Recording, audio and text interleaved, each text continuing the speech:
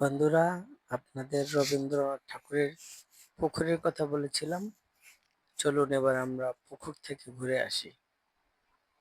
আমরা এখন পুকুরের দিকে যাচ্ছি। ওই পাশে একটা পুকুর আছে, আর এই যে সামনে দেখতে পাচ্ছেন অনেক বড় একটা পুকুর, এ পাশে মাঠ।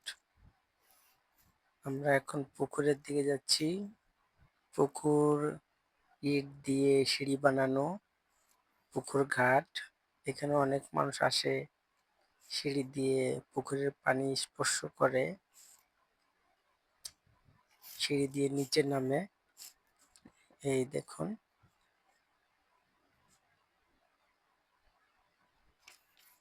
আমরা কিছুক্ষণ পরে পুকুরের ওই পাড়টায় গিয়ে আপনাদেরকে এই পাড়টাও দেখাবো।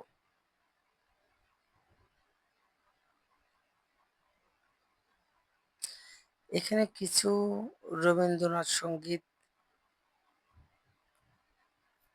গাইছেন কিছু শিল্পী গোষ্ঠীর লোক দর্শকদের উদ্দেশ্যে রবীন্দ্রনাথ সঙ্গীত শোনাচ্ছেন। এই রবীন্দ্রসঙ্গীত শুনতে অনেকেই এখানে ভিড় জমিয়েছে, পর্যটকরা।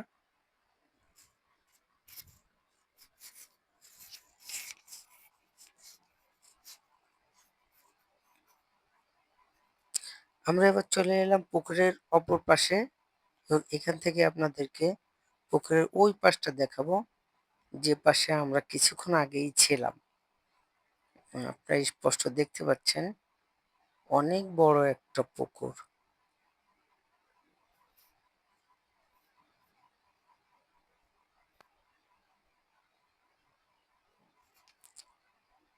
বন্ধুরা, ঘুরতে আসেন, এখানে অনেক ভালো লাগবে। নিরিবিলি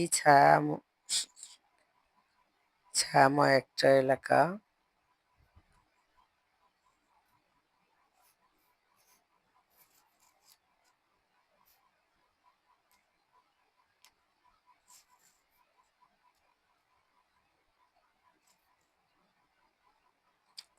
এই পুকুরটা হচ্ছে ওই বড় পুকুরের ঠিক অপর পাশে।